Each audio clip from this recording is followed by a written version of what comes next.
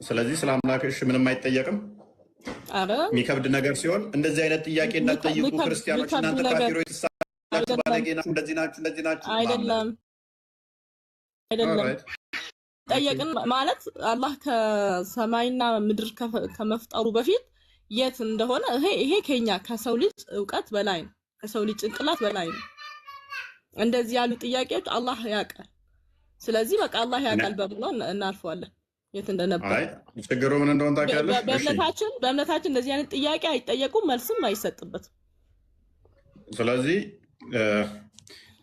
አላህ ቦታ ቀይሯል ማለት ነው አይደለ? እንዴት ቦታ ቀይሯል? አላህ ሰማይና ምድርን ፈጠረ አይደለ? ከዛ ሰማይና ምድርን ከፈጠረ በኋላ በውስጣቸው ያሉትን ፈጠረ አይደለ? አዎ። ከዛ አደምን በጭቃ ደግሞ አደምን ሰራው ፈጠረው። ምክንያቱም አፈር ከፈጠረ በኋላ ነው አደምን የፈጠረው አይደለ? ኦልሬዲ ምድር ከተፈጠረች እኮ አፈር አለ እኮ። አደምን የፈጠረው ኔክስት ከምድር በኋላ ነው እንጂ ከምድር በፊት አይደለም ልልሽ ነው። አዎ መልካም፣ እዚህ ላይ የተስማማን። ስለዚህ አላህ ደግሞ አደምን በእጆቹ ነው የሰራው አይደለ? ስለዚህ ከአርሽ በላይ አይደለም የሰራው። መቼም ከምድር ላይ ነው አፈር ወስዶ የሰራው አይደለ? እሺ ምድር ላይ ይኸውልህ እንዴት መሰለህ፣ መላኢኮች አሉ። መላኢካዎች ወይ ደግሞ በእናንተም እንደሚባል አላውቅም። መላኢኮች ተልኮ መላኢኮች ናቸው ወርዶ መጥቶ ጭቃውን ያመጡት አይልም። ራሱ አላህ ነው ምድር ላይ አፈር ወስዶ አደምን ሰራው የሚለው። አንተ አስተምሮት ነው የኛ አይደለም፣ የራስህ። እሺ ልስጥሻ መረጃ ትፈልጊያለሽ? አንቺ መልአክ ሚል ስጭኝ፣ እኔ ሐዲስሽን በቃኝ እስክትይ ልስጥሽ። አላህ ራሱ ከምድር ላይ አፈር ዘግኖ አንተ ሲጀምር ስለኔ እምነት እኮ ማለት የሆነ ስለራስህ እኮ አታውቅም አንተ አይደለም። ፋይናሊ የሙሐመድ ተከታዮች ስድብ ነው መረጃ ሊመጣባቸው ሲል አንተ ያደርጋቸዋል። ምክንያቱም መረጃ ሲመጣ ያስጨንቃቸዋል። ተረት ተረት አውርተው መውጣት ነው የሚፈልጉት። እኔ ቤት ደግሞ አይቻልም። ይሄ እፎይ ቤት ነው። መስጊድ ላይ ጋቷችሁን ተረት ተረት እኔ ፊት መጣችሁ አታውቅም፣ አንተ ተሳዳቢ ነህ፣ አንተ ባለጌ ነህ። መልአክ ነው የዘገነው ላልሽው አንቺ መረጃ ታመጫለሽ። ራሱ አላህ ነው የዘገነው ለሚለው እኔ መረጃ ሰጥሻለሁ።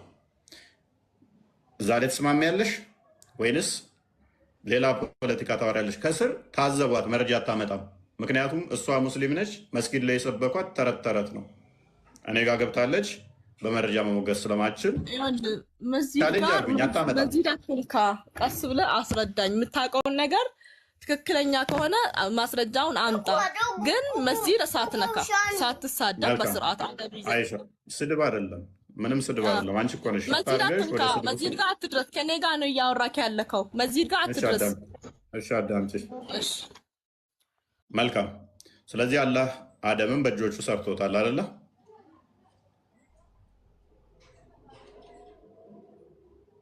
አይሻ ነው አይደለም? ኮንፈርም አድርጊልኝ። በእጆቹ ሊትራሊ ሰርቶታል።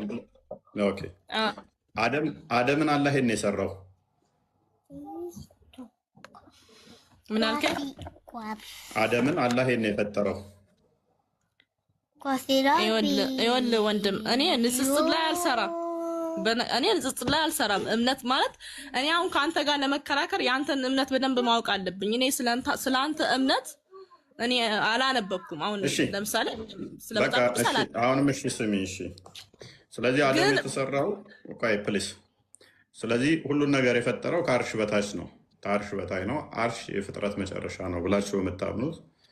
ስለዚህ እንደዛ ከሆነ ሁሉን ነገር ፈጥሮ ከጨረሰ በኋላ ነው ወደ አርሽ የወጣው ማለት ነው አላህ። ስለዚህ ቦታ ሪአሬንጅ አድርጓል። አብሶሉትሊ አይደለም። ምድርና ሰማይን ከፈጠረ በኋላ ነው የሚለው። ምድርና ሰማይን ከፈጠረ በኋላ ነው እንጂ ሁሉንም ነገር ፈጥሮ ከጨረሰ በኋላ የሚል ነገር የለም። ምንና ምንን ፈጥሮ እንትን ካለ በኋላ ምድርና ሰማይን ቻሌንጅ ታደርገኛለሽ? ሁለቱም ብቻ ከፈጠረ በኋላ ነው። እስቲ ቆይ ጠብቀኝ አንዴ። እኔ ስማማልሻለሁ። እንደዛ ካልሽ ሌላ ችግር ስለሚያመጣብሽ ማለት ነው። እኔ ስማማለሁ። ሌላ ግን ችግር አይመጣብኝም። ምንም ችግር አይመጣም ማለት ተሳስቼ እንኳን እኔ ሳላቅም እንደዛ ብዬ ከሆነ ማለት ነው የኔን መጽሐፍ ምን እንደምል ካወቅኩ በኋላ ስለተሳሳትኩኝ ስላላወቅኩኝ ነው እንጂ ካንተ ጋር እንትን አይደለም። መልካም እሺ። አላህ ፍጥረትን ጎበዝ። እሺ መልካም፣ እንደዛ ከሆነ መግባባት እንችላለን። አላህ ፍጥረትን በስንት ቀን ነው ፈጥሮ የጨረሰው? ፍጥረትና ሰማይና ምድርን። ፍጥረትን ስለሱ እውቀት የለኝም። ሰማይና ምድርን ካልከኝ ግን በ7 ቀን ልልህ እችላለሁ።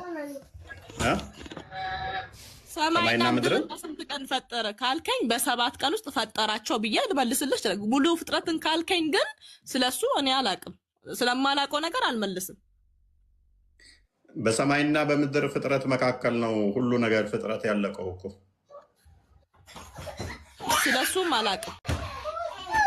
እስኪ ሱራ 7:54 አንዴ ያውጣው ቃል።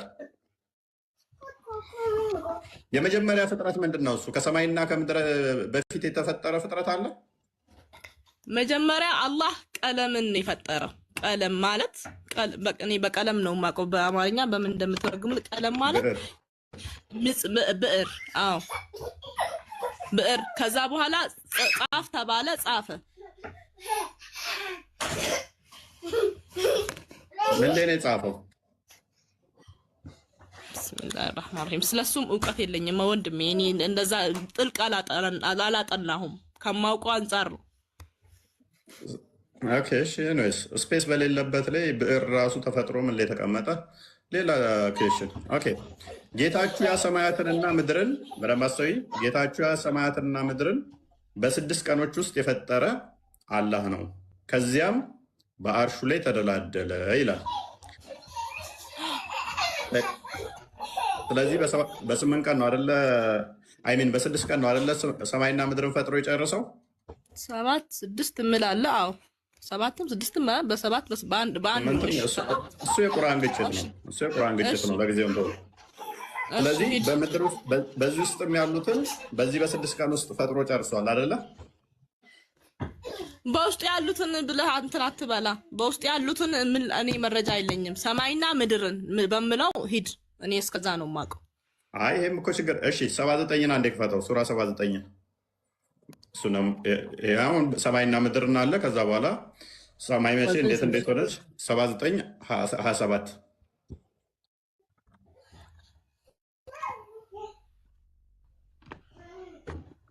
አይ ቲንክ ሪፖርት እየመጣብኝ ነው። እንትን አድርጉት፣ ኮፒ ሊንክ አድርጉት። እህታችን ከሻሽም ከህፃናቶቹ ድምፅ ራቅ ብቻ መልካም ነው። ኦኬ የህፃናቶቹም ነው እንዴ? ያ እሱም ተጽዕኖ ይኖረዋል። ታፕታፕ ኮፒ ሊንኩን ግን እንዳትረሱ ተወዳጆች። ቀጥሉ። ኦኬ ተመልከቺ። በአፈጣጠር እናንተ ይበልጥ የበረታችሁ ናችሁን? ወይንስ ሰማይ ገነባናት አለ።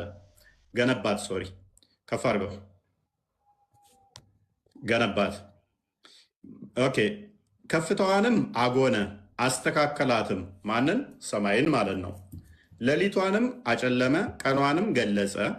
ምድርንም ከዚህ በኋላ ዘረጋት።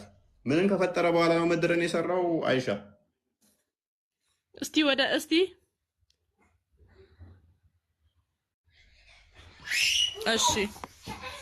እሺ ሂድ አንተ መሸደፈ ሰማ በና ፈሰዋها وأغطش ليلها وأخرج ضحاها والأرض بعد ذلك እሺ ሂድ። ቀኗንም ገለጸ ምድርንም ከዚህ በኋላ ምድር ተፈጠረች አለ። እሺ ኦኬ እሺ ከፍ አድርገው እሺ በውስጡ ያለው ነገር እሺ ሂድ። ውሃንና ግጦሿንም ከእርሷ አወጣ አለ። ከዛ በኋላ ምንን አወጣ? ውሃንና ምድርን አይሚን ጋራዎችን ውሃዎችን አደላደላቸው። አንተ አሁን ዋና ጥያቄ ምኑ ጋር ነው? ዋና ጥያቄ እኔ አሁን እነኚህ በእነኚህ ቀን ውስጥ ነው የተፈጠሩት አይደለ? እሺ ተፈጠሩ። ስለዚህ በ6 ቀን ውስጥ ነው ያለቁት ማለት ነው። እሺ በእነኚህ ውስጥ ደግሞ ሰው ተፈጥሯል አለ በዚህ ቀናት ውስጥ። እኔ እንደዚህ አንተ አሁን ወዴት ልደርስ እንደሆነ እኔ አልገባኝም። እፎይ ግን ማለት ነው እኔ አሁን ቅድም እኔ ጣዖት ምንድነው ጣዖት ስትል ሰምቼ ጣዖት ምንድነው ብዬ እዚህ ላይ ግዳይ ጨርሺ። አሁን እነኝም በሚፈጥርበት ሰዓት ላይ አላህ ከአርሽ በላይ ነው ወይንስ ከአርሽ በታይ ነበረ? አላሁ አክበር። ይኸውልህ እኔ በቃ ዞሮ ዞሮ አንተ አላማክ ማለት ነው ለማሳሳት ነው። ዞሮ ማለት ነው አንተ አላማክ። ይኸውልህ አላህ ይኸውልህ ፍራቻሽ ምንድን ነው? እያንዳንዱ ነጥብ በጣልሽ ቁጥር ሳሳታለሁ የሚል ስጋት ውስጥ ካለሽ ለምን ነው የምታወሪው? እኔ ለምን ታውቃለህ? ተማሪ በቃ ፕሊስ። እኔ እኮ ልጆችም ስላሉ ስርሽ እናቲት ነገር ስለመሰለሽ ነው እየታገስኩሽ ያለሁት እንጂ አላቅም ስትይ እያለፍኩሽም እያንዳንዱ ላይ እያስደነገጠሽ ስህተቱ እየፈራሽብን ያለሽው። እኔ ምንም ማድረግ አልችልም እኮ መማር ነው ያለብሽ ቀድመሽ። ሳቢር እፎይ እንዴት ነው? ሰላም ነው ሁሉ ተማም? አላህ አልሐምዱሊላህ። አይን አላህ አይን አላሁ መውጁዱን ፈውቀ አልአርሽ። መቼ ነው እንደዛ ሆነው? መቼ ነው እንደዛ አለው? እነ ረበኩም ላሁ ለዚ ኸለቀ ሰማዋት ወልአርደ ፊ ሲተቲ አያሚን ሱመ ስተዋ ዐለል አርሽ ነው። ከዛ በፊትስ? ከዛ በፊት ወካነ አላሁ ማ ካነ ቀብለሁ ወላ ሸይ ነው። ኦኬ አርሹስ? አልኩ እኮ አልገባም። አረበኛም እንደምታክሰው አረበኛው አርሹ ነበር። አርሹ ከላይና ከታች አለው በዛን ሰዓት። ምንድነው የሚለው ቁርአኑ? ጌታችሁ ሰማያትና ምድርን ፈጠረ፣ ከዛ ከአርሽ በላይ ሆነ። አርሹንም እሱ እኮ ነው ፈጠረው። ኖ እኔ ከዛ በፊት እኮ ነው የጠየኩህ። አልሰማኝም? የጠየኩህን ሰማይና ምድር ሳይፈጠር ነው የጠየኩህ እኔ። እሺ ምንድነው ጥያቄ? ከዛ በፊት እንዴት ነበር ነው ጥያቄ። ሰማይና ምድርን ሳይፈጥር አላህ ምክንያቱም በደንብ አስተውል። አርሽ ነበር አይደል? ሰማይና ምድር ሳይፈጠር አርሽ ነበር አለ እንዴ? ምን አውቃለሁ? አንተን እየጠየቅኩ ነው። ታዲያ የማታውቀው ነገር የምትጠይቃለህ? ነገርኩህ እኮ ነበር አልነበረም? አንተን እየጠየቅኩ ነው። ኮንፈርሜሽን ነው። ኢንፎርሜሽን ነው። ኮንፈርሜሽን እንድትሰጥ ኢንፎርሜሽን ሳይሆን ኮንፈርሜሽን አለ ወይንም የለም የሚል የሚገባህ ከሆነ አላህ መጀመሪያ ነበረ፣ ከዛ ፍጥረታትን በአጠቃላይ ፈጠረ፣ ከአርሽ በላይ ሆነ። አርሽም እኮ ከሱ በኋላ ነው የተፈጠረው። ምንድን ነው ጥያቄ? ከማ በኋላ ነው እንዴ? አርሽ መቼ ነው የተፈጠረው? እሺ አርሽ መቼ ነው የተፈጠረው?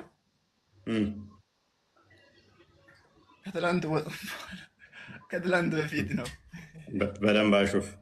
ጥያቄ በደንብ አልገባህም ማለት ነው። ምንድን ነው ይሄ? እኮ ተመልሶልሃል። ሰማያትና ምድርን አሁን የለው ሰማይና ምድርን ፈጠረና፣ ቆይ ሰማይና ምድርን ፈጠረና ከአርሽ በላይ ተደላደለ አልከን አይደለ? እሺ ኦኬ። አርሹ ከሰማይና ከምድር በኋላ የሆነው አላህ ከአርሽ በላይ የወጣው ሰማይና ምድርን ከፈጠረ በኋላ ነው አይደለ? ከዛ ወካነ አርሹሁ ዐለል ማ ይላል። የእርሱ አርሽ ከውሃው በላይ ነበረ ይላል፣ ከፍ አለ ይላል እንጂ አርሽን በዚህ ፈጠርኩት እንደዚህ አንተ እንደምትፈላሰፈው ሁሉ ፍልስፍና ውስጥ የለም። እሺ ፋይል ሰማይና ምድር ከመፍጠሩ በፊት አርሽ ላይ ከአርሽ በላይ ነበር አለ? አልነበረም። እንደዛ አላለም። አንተ ነው ያልከው እንጂ። ስለዚህ ሰማይና ምድርን ከመፍጠሩ በፊት አላህ ከአርሽ በላይ አልነበረም። ሰማይና ምድርን ከፈጠረ በኋላ ነው ከአርሽ በላይ የሆነው አይደለ? እንደዛ ነው። ቢንጎ ጨረስን እናንተ። ስለዚህ አላህ ሰማይና ምድርን ከፈጠረ በኋላ ነው ከአርሽ በላይ የሆነው እንጂ አስቀድሞ አይደለም ባልከን መሰረት ሳይ ሙስሊም ነው። ከፈለከ ዲንጎ በለሽ ተስማማው ያ ቁርአኑ እንደዛው ነው ይደግፋል እኮ። ላሳየህ አላህ ከታች እንደነበር ላሳየህ። አሁን አትማርም? ተማር። ሳይ ሙስሊምን አንዴ ክፈትልኝ 2653 ቢ ሰማይና ምድር ከፈጠረ በኋላ ነው ከአርሽ በላይ የሆነው አላህ። በደንብ አስተውሉ። ሰማይና ምድርን ከፈጠረ በኋላ ነው ከአርሽ በላይ የሆነው። ሉክ ሳይ ሙስሊም 2653 ቢ ታነበዋለህ? እናንብበው። ሳቢር ሳቢር ታነባለህ? ሳቢር ያንተ ነው አሁን እድሉ።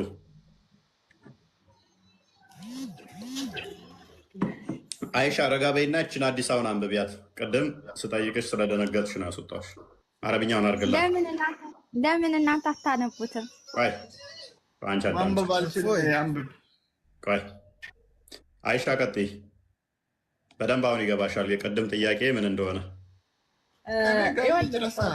ይሄንን አነባዋለሁ። ትንሽ ሰዓት ስጠኝና ግን አንድ ጥያቄ አለኝ በኋላ ላይ። እስከዛ ሚዩት ላድርግ። እሺ ኦኬ ኦኬ። ይህንኛው ሀዲስ ዝቅ አድርገው ግልጽኛው ሳቢር። ስለዚህ ቅድም ምን ብለናል? ሰማይና ምድር ከመፈጠሩ በፊት አርሽ የለም፣ ከዛ በኋላ ነው። እንደገናም ደግሞ አላህ ከአርሽ በላይ የወጣው ሰማይና ምድርን ከፈጠረ በኋላ ነው ብለናል። I heard Allah's messenger saying, Allah ordained the measures of quality of the creation 50,000 years before he created heavens and the earth, as his throne was upon water. ሰማይና ምድርን ከመፍጠሩ በፊት አላህ ስንት ሺህ ዓመት ቆጠረ ይላል? 50 ሺህ ዓመት በፊት ሰማይና ምድር ሳይፈጠር ዙፋኑ ምን ላይ ነበር ይላል? ውሃ ላይ ነበረ። ውሃ አለ፣ ዙፋኑ አለ። መቼ? ሰማይና ምድር ሳይፈጠር 50 ሺህ ዓመት በፊት ማለት ነው። አላህ ከአርሽ በላይ የወጣው ግን መቼ ነው? ሰማይና ምድርን ከፈጠረ በኋላ። ሰማይና ምድር ደግሞ ያሉት ከውሃው በታች ናቸው። ስለዚህ አላህ ከስር ነበረ። ዜን ፈጥሮ ከጨረሰ በኋላ ሱራ 7:54 እንደሚናገረው ሰማይና ምድርን ከፈጠረ ሱማ ምን ሆነ? እስተዋ ወደ አርሽ ወጣ ማለት ነው። ዜን 7:54 ነው እንደሚፈተው። ውሃ መቼ ነበር የተፈጠረው ይላል ቁርአኑ ደግሞ በምድር ውስጥ ምድር ከተፈጠረች በኋላ። እዚህ ጋር ደግሞ አርሽ ላይ ነው ውሃው ይለናል። መቼ? ከ50 ዓመት በፊት አሚን ከ50 ሺህ ዓመት በፊት። አንድ አንብበው። ቆይ አንድ ጥያቄ ልጠይቅ። ቀጥይ። ያንተ አምላክ ማን ነው? የኔ አምላክ አንቺንም እኔንም የፈጠረ ያህዌ ነው። ሰምተሻል? ስሙን ንገረኝ። ያህዌ ያህዌ ማለት ይሄ ኢየሱስ እግዚአብሔር ምናምን አይደለም። ክርስቲያን ነክ የጀመረውን ጨረስና ቶፒኩ ሽፍት እንዲያደርግ እንቀጥላለን። እሱን ትጠይቂናለሽ። አይ እኮ ጌታችሁ ይላል። አንዴ አይሻ አንዴ የጀመረውን ጨርሱ። ጌታችሁ የሰማያትንና ምድርን በ6 ቀናት ጥያቄ ያለኝ ብዬ እኮ ነው የገባሁኝ። ጥያቄ መልስልኝ። ጠይቂያለሽ። የኔ ሐሳብ ይጨርሱ። ስሙ ማን ነው? የት ነው ያለው? ያህዌ ያልኩሽ እኮ ዘጸአት ምዕራፍ 3 ቁጥር 13 ላይ ጀምረሽ አንብቢ እኮ። ያህዌ ማን? እግዚአብሔር ነው ወይስ ኢየሱስ ነው ወይስ ማርያም ነው? ምንድነው? ምንም ከምን ጋር የምታገናኘው? ማርያም ነች ያላለች። ስሙ ማን ነው አልሽን? ያህዌ አልሽ። ዘጸአት ምዕራፍ 3 ቁጥር 13 ጀምሮ ያለና የነበረ ስሙ ማን ነው? ያህዌ አላውቅም። ዛሬ ገና ነው የሰማሁኝ ያህዌ የሚባል አምላክ እንዳለ። በቃ የአምላካችን ስም ያህዌ ተብሎ ይጠራል። ዘጸአት ምዕራፍ 3 ቁጥር 13 ሃይማኖትሽን በደንብ አድርገሽ ወቂ። ወደዚህ ከመምጣትሽ በፊት እኔ ስለኔ አውቃለሁ። አትቸገር። ግን ያህዌ የት ነው ያለው? የት ነው ያለው ማለት አሳየን። እሺ አሳየን እኮ የኛን እኮ የት ነው ያለው ብለህ ስትጠይቀን የት እንዳለ እየነገርንክ ነው። የአንተ አምላክ የት ነው ያለው? ቦታው የት ነው? ቦታንም የፈጠረ እሱ ነው። በቦታ የሚካበብ የሚካለል የሚዋሰን አይደለም። የእኛም ፈጣሪ እንደዛ ነው አይደለም? አንተ እንደዛ አታምኑ። ከአርሽ በላይ ነው ብላችሁ ሳትደራረቡ አይቼ ምንድን ነው እሱ? ጠላ ቤት እኮ አይደለም። 3 ሰው አንዴ እንዴት ያወራል? ስራ ጠብቂያ እንጂ ለነገሩ ፕሮፋይል አንተ አምላክ ቦታ የማይወስነው። መልካም። ንፋስም ቦታ ይወስነዋል፣ ቦታ ያስፈልገዋል። መረጃ ልስጥህ። ከሰማይ በላይ ለመሆኑ ያንተ አምላክ ቆይ አንዴ አዳምጥ። አይሻ የእኛ አምላክ ጉዛ ፕሊስ። ኧረ ስርዓት ሲተማሩ ስርዓት ተማሩ። እንደ ነብያችሁ ባለጌ አትሁኑ። አትሳደብ። ስርዓት ተማር። ነብያችሁ ምናምን አትበል። ቆሻሻ በአንተ ስም አይጠሩም። ባንታ አይጠሩ ጨምላቃ ግን ጥንብ ባንታ አፍ አይጠሩ ትገደላለህ። እንደውም ስለ ነብያችን ነፍሳችንን እንሰጣለን እኛ። እሺ ሩሃችን ነው የምንሰጠው። እኛ ግን ለአምላካችን ነው የምንሰጠው። እናንተ ደግሞ የምታመልኩት ነብያችንን እኛ አናመልካቸውም፣ እንከተላቸዋለን። ነፍስሽ ፊዳ ከዋቢ የምትይው ፊዳ ከዋቢ የምትይው ጀመር አምላክ የለህም እኮ አንተ ኢሉሚናንት ነው ወንድ ልጅ ከማምለኩት አና ሁለተኛ አምላክ ፊዳ ከዋቢ የምትይው ለማን ነው? ለነብይሽ አለ ወይስ ለእናትሽ ነው? ስማ ልንገርህ፣ ነብያችን ማለት አታልቅሱ። በቃ አታልቅሱ። ሰፈር መንፈስ ተመቷል። ቀይ መስመር ረገጥካ። አረሚታርጉ በቃ ላስወርድሽ ነው። መሐመድ ወዶ አለም እንደ ሴቶች አእምሮ በዶሎ ናቸው አለው። አንተን የፈጠረ ጌታ ፈለገበት የምትታወቀው ሲጀመር ከሰሮነች ተማሪ በቃ ኤኒዌይስ አሁን መልሷት እስቲ ያነሳዋትን ጥያቄ መልሷት እስቲ ከስድብ ውጪ ነብያችሁ ያስተማራችሁ ይሄ ነው። ከዚህ የተሻለ መልስ የላችሁም። ካላችሁ መልሱ። እኔ ልንገርህ፣ እኔ ልመልስልህ። ቀጥል መልስ። መጀመሪያ ልንገርህ፣ አሁን ትሳደባለህ። መልስ። እኔ አልሳደብም። ልንገርህ፣ አዳምጠኝ። ከአርሺ በላይም ሆነ ምንም ሆነ ማለት ነው አላህ የፈለገበት መሆን ይችላል። ምክንያቱም እንኳን አርሽን አይደለም አንተንም ከሁለት ዘር ፈሳሽ ፈጥሮሃል። ከምንም በሽንት እንድትንቀሳቀስ ተረጋጋ። ለራሱ ነው ሽንቱን እዛ ሱረቱ አንቢያ 104 ላይ ሽንቱን ሸንቶ ከመቃብር ቀሰቅሰኛል ብለህ የምትጠብቀው አንተ ነህ። እኔ እሱ ሽንት ጭርቅ አይደለሁም። ሱረቱ ከውሰር ላይ ገና ሱረቱ ከውሰር ላይ የሚገኘው በገነት ውስጥ ወተት የሚመስል እንትን ከዛ አላ ደግሞ መሀይም ሸይጣን ነብይ ነው ያለው መሀይም ከሆንክ ዛሬ ምንድን ነው እሱ ነርቫቸው ነካቸው። ገና በአንድ ጥያቄ እንዲህ ካላወቃቸው እናቅም ማን ገደለ? ካላወቅ አላቅም ነው። ራሳችሁን ያስበላችሁ መሐመድ ነው ያደለው አለ ሳልሽ ስገባላቸው ጊዜ ኤሌክትሪክ እንደያዘው እንዲያደረጋቸው። አይ አታልቅሱበት። ተው፣ አትረብሹ ቤቱን። ተው፣ ስርዓት ልመዱ። ባለጌ አትሁኑ። ኦኬ፣ ማን የገባው? አያት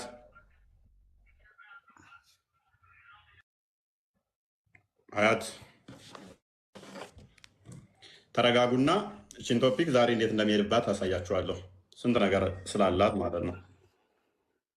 በነገራችን ላይ እፎ አይደለም ይህንን የተናገረው የራሳችሁ ነብያችሁ አስተምህሮታችሁ እምነታችሁ ነው። ለምሳሌ አሁን እዚህ ፊት ለፊታችን በአፕሊኬሽን የምታዩትም ይሄኛው ቁርአን ይህንኑ ክፍል ምን ብሎ ይረዳዋል? 754 ላይ በስልጣኑ ብሎ ይረዳል። ይሄ አላህ ለአላህ አይነገርም ብለው አህባሾቹ የሚረዱት ነው። ይሄ የአህባሽ ቁርአን ነው። የእናንተ ቁርአን ደግሞ ይሄኛው የሀጅ መሐመድ ዜኔ ቁርአን፣ የዋሃብዮቹ ቁርአን ይህንኑ ክፍል አላህ ራሱ ነው ያለው ብሎ ይረዳል። ፊዚካሊ ከአርሽ በላይ ነው ካላችሁም በኋላ ስንጠይቃችሁ ለምን ጠየቃችሁኝ? እፎይ ስጠይቃችሁ ለምን እንዲተናገርክ ተሳደብክ ልትሉ አይገባም። ስድብ ከሆነ ይሄኛው ሰውዬ ነው እየሰደባችሁ ያለው፣ ወይ ደግሞ ይሄ ቁርአናችሁን ነው እየሰደባችሁ ያለው ማለት ነው። ከዚህ አንጻር ይሁትና አስተምህሮቱ ላይ ገብታችሁ ሞግቱ። አስተምህሮታችሁ ላይ ብቻ ገብታችሁ ሞግቱ፣ አብሩ። እንደዚህ የተሻለ ይመስለኛል። አይ ቲንክ አይሻ ገብታለች አስተምህሮትሽ ላይ።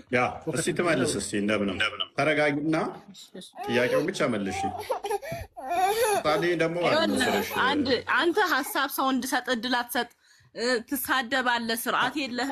እንዴት ሳትሳደብ የሆነ ማለት ሰው እኔን አታክ ማድረግ ተይኝ፣ እኔን ተይኝ። በልጅሽ በምን አይነት ሰው ልጅሽ ቶፒኩ ላይ ብቻ ግቢና መልሽ። መለስ አይደለም ይኸውልህ፣ አንተ እንዴት ነው ታስወጣለህ? ጥያቄህን አትመልስም፣ ሰውን ታስወጣለህ። ከሰር ተማሪ በቃ ብሶት አለባት እንደ ልጅቷ ህፃኗ የምታለቅሰው አልባበል ብላት ነው እንደገባችው።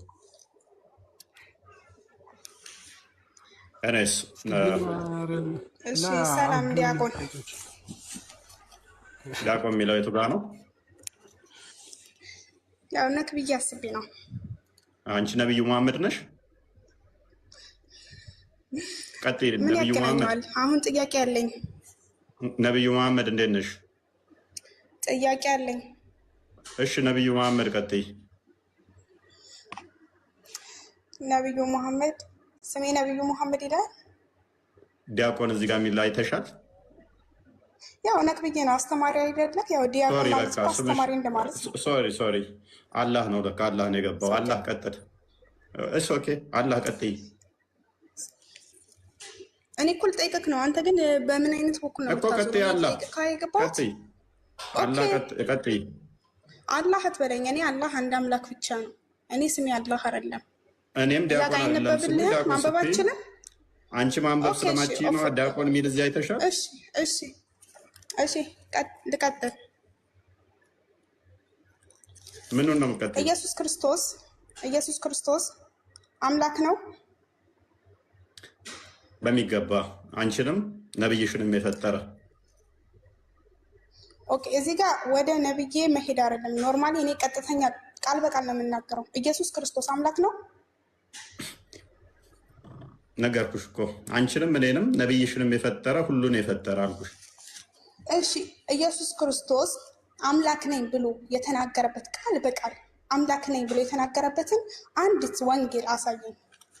ኦኬ በዛው መጠን በዛው ተዘጋጂ። አላህ እኔ በህይወት አለው ብሎ የተናገረበትን አንድ ጥቅስ ብቻ ትሰጭኛለሽ ቃል በቃል። አለበለዚያ እኔ ልጠይቅህ ነው ጭንቅላት አልባ ቃል በቃል እንድትነግረኝ። ኢየሱስ ክርስቶስ ናሳይሻ አዳምጫ። እኔስ ክርስቶስ የሁሉ ፈጣሪ ነው፣ ሁሉን የሰራ ነው። ከአብ የተካከለ ከባህሪ አባቱ የተካከለ አባቱ ፈጣሪ ነው። ሁሉን የፈጠረው አባቱ በማለት በልጁ። አዳምጫ በቃ ቃል በቃል ላሳይሻል። ዮሐንስ ወንጌል ምዕራፍ 5 ቁጥር 17 ላይ አንድ ክፈለው። አዳምጪ በቃ ሆነ። በዛውም ጭንቅላት የሌለውን አላህ እኔ በህይወት አለው ብሎ የተናገረበትን ወይም እኔ አምላክ ነኝ ቃል በቃል ሶስተኛ አካላት ጅብሪል ነግሮት መሐመድ ነግሮት ይላል። መመለስ ስለማትችል ወላሂ አላህ አዳምጥ አዳምጥ ፕሊስ አላህ አዳምጣ። ምንድነው ሪፖርቱ ዛሬ በጣም እየመጣብኝ ነው። በደንብ አድርጉ። ሰንበት የሚሰራው በሰንበት መስራት የሚችል ወይም ደግሞ ሰንበት የሚፈጥርባት ሰንበት የሚሰራው አንድ ፈጣሪ ብቻ ነው። ከዛ ውጭ ማንም አይሰራም። ይሄ በቁርአኑም የታመነ ነው። አላህ ኮርጆ ሙሐመድ ለአላህ የሰጠው ማለት ነው። ስለዚህም በሰንበት መሳደብ አይደለም፣ በስርዓት አንብብ። ቁርአንሽ ላይ ያለ ነው። ሱራ 265 ላይ ያለ ነው። ቅዳሜ ቀን እንሰራችሁ ብሎ ዝንጀሮ ያደረጋቸው በቅዳሜ መስራት የሚችል መፍጠር የሚችል መስራት የሚችል ማን ብቻ ስለሆነ አላህ እኔ ብቻ ነኝ ብሎ ያምን ነበረ። ቅዳሜን ማለት ነው ሰንበትን። ሱራ 265 ሌላ ጋር ሂድ አይደለም። ለምን ወደ ሌላ ትሄዳለህ? ስለዚህ የፈጣሪ ስራ ደግሞ ምንድነው? ሚውት አታርገኝ። አላህ ኢየሱስ ክርስቶስ ቃል በቃል የተናገረበትን አዳምጡ። አላህ እባክህ አዳምጥ። ኤኔስ የፈጣሪ ስራ ምንድነው? እሱ መፍጠር፣ መመገብ፣ መንከባከብ ነው። ስለዚህ ምን አለ? ስለዚህም በሰንበት ይህንን ስላደረገ አይሁድ ኢየሱስን ያሳድዱት ነበር፣ ሊገሉትም ይፈልጉ ነበር። ለምን? በሰንበት መስራት የሚችል ፈጣሪ ብቻ ነው እንጂ በአይሁድም ሕግ ሰንበትን ማንም ሊሰራት አይችልም። እንደ ቁርአንሽም አስተምሮ ሱራ 265 ላይ ደግሞ ከፈጣሪ ውጭ ሰንበትን ማንም የሚሰራባት የለም። በሰንበት እመለስበታለሁ። ቁርአኑን ተወላ ጊዜው በሰንበት የሰሩትም ምን እንዳደረጋቸው እንመጣለን። አላህም ተናዶ። ስለዚህ አይሁዶች በሰንበት በመስራቱ ክርስቶስ ተናደዱ። ኢየሱስ ምን ብሎ መለሰ? ኢየሱስ ግን አለ ቃል በቃል ኢየሱስ አምላክ ነኝ ብሏል ወይ? አዳምጪ ሚውት አታርገኝ። ኢየሱስ ቃል በቃል አምላክ ነኝ ብሎ ከስር ሆነሽ አዳምጪ። በቃ መሐመድ የነገረሽን ጣዖት እያመለክሽ ቃል የኤግዛክት ወርድ ፋላሲ ጠየቀናችሁ እኮ መቼም አትመልሱም እናንተ። ጅብሪል ነግሮት መሐመድ ነግሮት የሚል ነው። ቃል በቃል አላህ ተናግሮ አያውቅም፣ ተንፍሶም አያውቅም። ስለዚህም ኢየሱስ ግን አለ አባቴ እስከዛሬ ይሰራል እኔ ደግሞ እሰራለሁ ብሎ መለሰ። አባቱ ማን ነው? አብ። የአብ ስራ ምንድን ነው? ቁፋሮ መቆፈር ወይም እርሻ ማረስ አይደለም። የአላህ ስራ አላህ ይሰራል ሲባል አላህ ያርሳል ይቆፍራል ብለሽ ነው የምታምኚው? አባቴ ይሰራል እኔም እስከዛሬ እሰራለሁ። ስራው ምንድን ነው? መፍጠር ነው። አባቱ ፈጣሪ ነው፣ እሱም ይፈጥራል። አባቱ መጋቢ ተንከባካቢ ነው፣ እሱም መንጋቢ ነው፣ ተንከባካቢ ነው፣ ጠባቂ ነው። ስለዚህ አባቴ ሲል አብን ነው። ታምናላችሁ እሱን እናንተም። አባቴ እስከዛሬ ይሰራል፣ እኔም እሰራለሁ። አባቴ ፈጣሪ ነው፣ እኔም እፈጥራለሁ ነው። ኧረ ሪፖርት ምንድን ነው ዛሬ?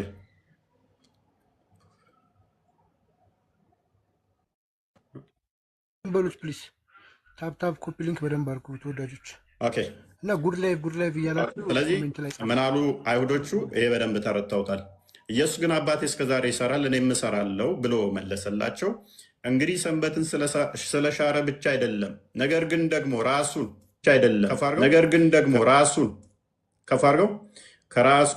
ከእግዚአብሔር ጋር አስተካክሎ እግዚአብሔር አባቴ ነው ስላለ፣ ስለዚህ አይሁድ አብዝተው ሊገሉት ይፈልጉ ነበር። ለምን? እግዚአብሔር እስከዛሬ ይሰራል ሲል እግዚአብሔር ቁፋሮ ይቆፍራል እያለ እንዳልሆነ ግልጽ ነው። አይሁዶቹ በደንብ ያውቁታል። እንደ ሙስሊሞቹ ንፍጥ ጭንቅላት ስለሌላቸው ማለት ነው። የሚያስተውል የሚያገናዝብ ጭንቅላት ስላላቸው አይሁዶቹ ራሱን ከእግዚአብሔር ጋር አስተካከለ ሲባል ምን እንደሆነ ገብቷቸዋል፣ ያውቁታል። እግዚአብሔር ይሰራውን እኔ ይሰራለሁኝ ሲል ፈጣሪ ነኝ፣ እኔ ነኝ አምላካችሁ፣ እኔ ነኝ የምጠብቃችሁ፣ እኔ ነኝ የምንከባከባችሁ እያላቸው እንደሆነም ስለገባቸው ነው።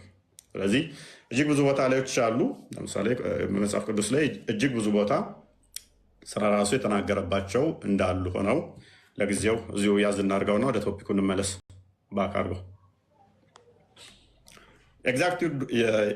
ኤግዛክት ወርድ ፋላሲ ግን ሙስሊሞች መቼም ሊያመጡ አይችሉም። እኔ አምላክ ነኝ ቃል በቃል ይኸው እኔ አምላክ ነኝ ኑ አምልኩኝ፣ እኔ ነኝ የፈጠርኳችሁ ሙስሊሞች ቃል በቃል ተናግሬያለሁ። ይሄ ከሆነ መስፈርታችሁ ኑ እኔን አምልኩኛ። ያሲት ይሄ እኮ ሲምፕል ነው መናገር። የእኛ አምላክ ግን መናገር ስን በተግባር ነው ያሳየው። ፈርዖን ብሏል እኮ ፈርዖን ላይ እኔ አምላክ ነኝ ብሏል። ስለዚህ ለማማት ታመልኩት መስፈርት አይደለም። ባይዞ የኔ አምላክ ነኝ የሚለው መስፈርት አይደለም። እኛ በስጋ የተገለጠ ሕያው አምላክን ስናመልክ ሰንበዲ የነገረለትን ሳይሆን ራሱ በተግባር የገለጸን አምላክ ነው እንጂ የምናመልከው ሙሐመድ የሚባል አንድ ሰውዬ የሆነች አሮጊት ቀሚስ ውስጥ ገብቶ እሷ ነቢይ አድርገው አላህ የሚባል ጣዖታውያን የሚያመልኩት ነበረ። ከዛ በኋላ አላህ ጅብሪል በሚባል አማካኝነት ልኮ ነገረኝ እያለ የተናገረውን ተረት ተረት አይደለም እኛ የምናመልከው። ራሱ ያ የእግዚአብሔር ቃል በስጋ ተገልጦ ራሱ ያደረገውን አይተን እኔ ነኝ ሀቅ፣ እኔ ነኝ እውነት፣ እኔ እንደዚህ ያደርጋለሁ፣ እኔ አድናለሁ፣ እኔ ፈውሳለሁ እያለ ራሱ ያደረገውን አይተን ነው እኛ የተገለጠውን ነው እንጂ የምናምነው ሰንበዲ ስለሆነ አካል ስላላየው ስላልሰማው ተነገርኩኝ እያለ እሱ ለሶስተኛ ተናግሮ እነኛ የጻፉትን አይደለም የምናምነው እኛ። ለዚህ ነው ያየነውን እንመሰክራለን የሰማነውንም ያሉት ዮሐንስ መልእክቱ ምዕራፍ 1 ቁጥር 1፣ ሉቃስ ወንጌል ምዕራፍ 1 ቁጥር 1 ያየነውን የሰማነውን የነካነውን ይላሉ። ሙሐመድ ግን ያየውን አይደለም የሰማውን አይደለም የነካውን አይደለም። ጅብሪል የሚባል ስለ አላህ ነገረኝ። ጅብሪል ማን ነው? ጅብሪል ለዚህ ነው ሐዋርያው ቅዱስ ጳውሎስ በአንደኛ ቆሮንቶስ ምዕራፍ 11 ቁጥር 14 ይመስለኛል ወይ ደግሞ ሁለተኛ ቆሮንቶስ ላይ ሴጣን ይሄ እንኳን ድንቅ አይደለም፣ ሴጣን የብርሃን መልአክ እስኪመስል ድረስ ራሱን ይቀይራል ይላል። ሰው ሴጣን ይንገረው ማን ይንገረው አያውቅም ማለት ነው። የሆነ ሄራ ዋሻ ውስጥ በዋሪ 3 ላይ ተጨመቀ መጣ፣ ስለዚህ ስላላ ነገረኝ ብሎ አለ። እንደዚህ አይነት ተረት ተረት እያመንክ ቃል በቃል መጠየቅ ሼምፉል። ኤኒዌይስ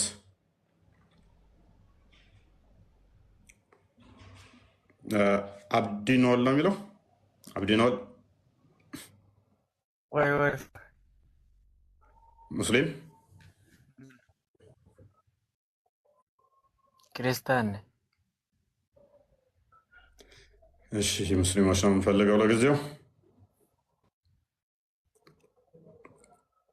በደንብ አስተውሉ። አላህ ከአርሽ በላይ የሆነው መቼ ነው? ከአርሽ በላይ የሆነበት ምክንያቱም ከፍጡራን ጋር አይነካካም አይገባም የሚል አርጉመንት ነበራቸው አይደለ?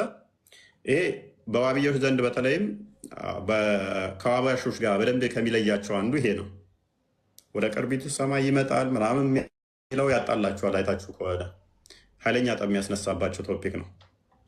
ለዘመናት ፍጡራን ውስጥ ተቀምጦ ተጎልቶ ከቆየ በኋላ ወጥቶ ከሄደ በኋላ አይ ምናምን ነገር ኖ ወደ ፍጡራን ይሄ ባይዞ ትልቅ ቴዎሎጂ ነው። ኢብኑ ሰሚያ ምን እንደሚል ታውቃላችሁ? አላህ ወደዚህ ወደ ስፔስ የሚመጣ አይደለም ነው ብሎ የሚያምነው። እንደገና በሊቃውንቶቻቸውም ወደዚህ የሚመጣ ከሆነ እዚህ ፍጡራን ውስጥ ወይ ስፔስ ውስጥ ከገባ ታዲያ ክርስቲያኖች ለምን ነው የምንቃወመው? ክርስቶስ በስጋ ተገለጠ ማለታችን ለምን እንቃወማለን የሚል ሙግት አለ። እነኞቹ ዳሞች ስላልገባቸው ነው ገና። የስጋ መገለጡን ለምን ትቃወማለህ? አምላክ በስጋ መገለጡን ለምን ትቃወማለህ? እሱ ራሱ እዚህ መጥቶ ስፔስ ውስጥ ስፔስ ካካበበው እንደ ጋቢ ስፔስ ከሸፈነው ወይም ደግሞ እሱን ሰማይና ምድር አካቦ የሚሸፍነው ከሆነ በስጋ መገለጡ ለምን ትቃወመው ነው? ይህንን ለመሸፈን ይህንን እንትን ለማለት ማያደርጉት ስትራግል የለም። እዚህ ያሉት ገና ስለማያውቁት ነው። ይነካካል አይነካካም ስንት አለባቸው። ሲመልስልህ ልብ ብለው ከሆነ በቃ ገሎታል እኮ አላህ አርሹን ከፈጠረ በኋላ ሰማይና ምድር ከፈጠረ በኋላ ነው ወደ አርሽ ከፍ ያለው ካለ ኦልሬዲ ኢንሳይድ ነበረ ማለት ነው። ጌም ኦቨር በቃ አለቀ እኮ። ስለዚህ ምንድን ነው የምትቃወሙት? ብዙ ጥያቄ ይነሳል። በነገራችን ላይ በጣም ብዙ ጥያቄዎች እዚህ ላይ መነሳት ይችላሉ። ሳይዙ ይነሳል። እስኪ ይግቡና ገስት ግን እየከፈተልኝ ያለው አንተ ጋር ይከፍትላል። እንትና ቀጥቅጣውታል። እንትና አለኝ እኮ ጋር ጸጥታለ ታብታብ እስኪ ካርጉ ጉድ ላይ ብያላችሁ ጻፉ ኮሜንት ላይ ጉድ ላይ ይህንኛውን ቤት በቃ አዛ እያደረጉብን ነው። ይህ አካውንት ምንም ሊሰራ አልቻለም። ምነት ከባድ አንድ ቀን ከሰራ ወዲያውኑ እንደምንም ብለው እንትን ይሉታል ማለት ነው። የእነሱ ጥንካሬ ሳይሆን የእኛ ድክመት ነው። እኛ በደንብ ታፕታፕ ኮፒ ሊንክ እያደረግን ማለት ነው። በልጠውናል ማለት ነው። በዚህ እነሱ ለክፋት ሲያደርጉ እኛ ደግሞ ለበጎ ነገር እንዳይቋረጥ ነው አህመድ። ስለዚህ ሁላችሁም ምናምን ሰዎች እንትን በሉ። አህመድ ያ መርሐባ ገብቼ አለሁ። እንዴት ነው አንተ? ደህና ነህ ወይ? መስገኑ በመጀመሪያ ደረጃ ረጅም ጊዜ ቆይቴ በማየቴ ደስ ብሎኛል። አንተን ስቀጥል ቅድም ሌላ ስም ነበርና ፕሮፋይልን ቀይሬ ነው አንተ ጋር መግባት ስላቃተኝ እኔ ኦልሬዲ የዳንኩ ሰው ነኝ። ከዛኛ መንደር ነው የመጣሁት። እኔም ስፍራ ቀይሬ ነው እንዳላ ልበል ቻሬ ሪያሬንጅ አድርጋ ነው እንዳስቅብኝ እፎይ። እና ምን ልል ፈልጌ ነው ድምፅ አዲስ አልሆነብኝም አይደል ነው ድምፅ አዲስ አይደለም። ኦልሬዲ ወደዚህ ምድር ከመጣው ወደ 41 ዓመት ሊሆነኝ ነው። ወደ አንተ ከመጣው ደግሞ አንተ መከተል ከጀመርኩ 3 ዓመት ይሆነኛል ብዬ ተስፋ አደርጋለሁ። ዛሬ አንድ ቦታ ላይ ስለ ቁርአን የተነጋገረን ነበር እና ስለ ሂጃብና ንቃብ አወርተን ነበርና እንዳጋጣሚ እና የአንተ ቶፒክ ውስጥ እንትን አላልኩምና ይቅርታ። ግዳጅ ነው ሴቶች መሸፋፈን አለባቸውና ግዳጅ ነው ሲባል ግዳጅ አይደለም ብያቸው ሱረቱል አህዛብን 59 ሰጥተው የነበሩ ጥቅሱን ሲመለከተው ግን ለነብዩ መሐመድ ምስቶችና ልጆች ብቻ የተቀመጠ ነውና እና አንቺስ ከምስቶቻቸው መካከል አንዱ ነሽ ወይስ ግዴታ ይገባኛል ህጉ ብለሽ ነው ምናምን ነገር ብዬ ስላት አይ ግዴታ ቁርአን በስሜ መውረድ የለበትም የተቀመጠውን ነው የምቀበለው በማለት ሳንግባባ የተለያየንበት ሁኔታ ነበርና ይሄ ነገር እንዴት ትመለከተዋለህ ለማለት ነው የገባሁት። የማስጣል ስራ እየሰራ ነው አንተ? አዎ እንዳይለብሱ ነው አይደለም፣ እንዳይለብሱ ሳይሆን አንዷ ሙስሊም ነችና ሂጃብ አልነበራትም። እቺ ከሙስሊም ውጭ ነች ብላ ስትለኝ አይ እምነት እኮ ከልብስ በላይ ነው፣ አንዳንዴ በልብስ ተሸፍነው ውስጣቸው ባዶ የሚሆኑ ሰዎች አሉና ብዬ ስላት ግዴታ ነው መሸፋፈን አለባት ስትለኝ ማን ነው የሚያስገድደው ብዬ ስላት የቁርአን አንቀጽ አለ ብላ አሳየችኝ። አንቀጹ ግን ለሁሉም ሴቶች ሳይሆን ለሚስቶቻቸውና ለልጆቻቸው ብቻ ነበርና የምለው ነገር በዛ ዙሪያ ነው ያወራነውና አንተ እንደው ያ እሱ አሁን ሱረቱ አዛብ ላይ የሚገኘው ከሳውዳ ጋር በተያያዘ የወረደ ነው። 100 ቡሃሪ 146 መሰረት አድርጎ ሳውዳ ረጅም ስለነበረች ሽንቷን ስሸና በማየት የነብዩ ሚስቶችን ቡላ ለማድረግ ማለትም ሙሐመድ ሚስቶቹ በሐቂ የሚባል ነበር። መዲና በሄዱ ሰዓት ላይ ሜዳ ላይ ነበር የሚሸኑት ሽንታቸውን። መቃብር ቦታ አለ አልባቂ የሚባል እና መንገድ ላይ ሆነው እነ ዑመርና አቡበከር ሴቶችን ሞለስት ያደርጓቸው ነበረ። ሴክሹዋሊ ሞለስት ያደርጋሉ ሴቶች ሲያልፉ እና የሙሐመድ ሚስቶች ግን በዛ ሲያልፉ ብዙ ጊዜ ይቸገሩ ነበረ። የእሱ ሚስቶች እንደዛ ላለማድረግ እሳቤ ስለፈለጉ ደጋግሞ ለሙሐመድ እባክህ ሚስቶችህ እንዲሸፈኑ ንገራቸው የሚል ቅሬታ ሲያሰማ ቆየ። መጨረሻ ሽንቷን ስሸና ምናምን ያዩዋት ነበረ። ግዙፍ ነበረ ማለት ረጅም ትልቅ እየነበረች ትልቅ ስለነበረች ከዛ አንጻር ይሾፋቸው ነበረ። እናም መጨረሻ ላይ ግን እንዲለዩ እንዲታወቁ ይላል። ከቁርአኑ ጋር ይጋጫል። አክቹዋሊ ሂጃብ ያስፈለገው እንዲለዩ ነው ይላል። ኦልሬዲ ሂጃብ ሳትለብስ እንኳን የሙሐመድ ሚስት መሆናቸውን አውቋታል። ገባ ስቲል የነቢዩ ሚስት ሆና እንኳን ይሻፍድባን ነበር ማለት ነው። ሳውዳንም ይላታል፣ አንቺ ሳውዳ ሆይ ምንም ለመደበቅ ብትሞክሪ እንኳን ስሸኝ ሾፍሻለሁ፣ ታስታውቂያለሽ፣ ትታያለሽ አይነት ይላል ነበረ። ሳያል ቡካሪ 146 ላይ ይሄንኛው ከነቢዩ ሚስቶች ጋር ተያዘ ነው። ግን በተመሳሳይ ደግሞ ለምእምኑ ይወረዳለ። ይሄንኛው ለሴቶቹ ቢሆንም ለምእምኑ ደግሞ ሱረቱ አዛብ 59 ለነቢዩ ሚስቶች ጋር በተያዘ ቢሆንም 31 ላይ ደግሞ ለአማኞቹ ይወረዳለ። ሱራ አልአዛብ 31 ቼክ አድርገው። ዋጅብ ነው ማለት ነው። ግዴታ ነው፣ ትእዛዝ ነው ማለት ነው። አይወረደላቸዋለ ትእዛዝ ነው ማለት ነው። ኒቃ የሚለው ላይ እሱ 33 31 የት ነው የምትሄደው? 33 31 ሱራ 331 ነው። ሱረቱ አሕዛብ 33 31 33 31 አሕዛብ። ኦኬ እናንተ ከፍ አድርግልኝ፣ አይታየኝም። 33 31 እኮ ነው ያልኩህ። ከፍ አድርገው።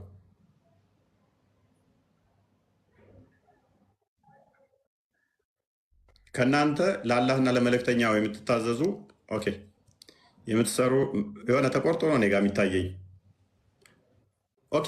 ሱረቱ ኑር ነው። ኑር 31 ሱረቱ ኑር እኔ ጋ 24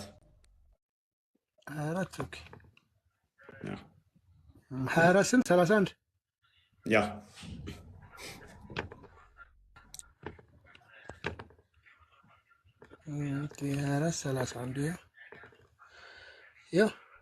እሺ ተቆርጧል ወይስ ገብቶላል? ሙሉ ለሙሉ አሁን ደህና ነው መሰለኝ። ለምእመናትም ንገራቸው አይኖቻቸውን ይከናነቡ። ሱረቱ አሕዛብ 59 ላይ ለነቢዩ ሚስቶች ነው አይደለ? እዚህ ጋር ደግሞ ለምእመናን ንገራቸው አይኖቻቸውን ይከናነቡ፣ ብልቶቻቸውን የሚጠብቁ፣ ጌጣቸውንም ከእርሱ ግልጽ ከሆነው በስተቀር አይገለጡ፣ ጉፍታዎቻቸውንም አንገቶቻቸውንም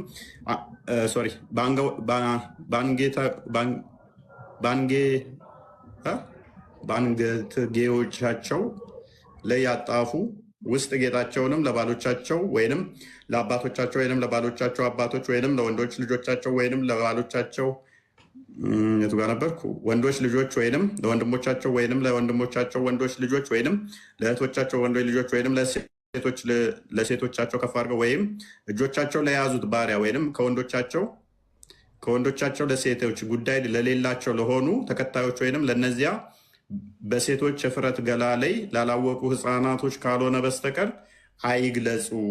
ከጌጦቻቸው የሚሸፈኑት ይታወቅ ዘንድ በእግሮቻቸው አይምቱ።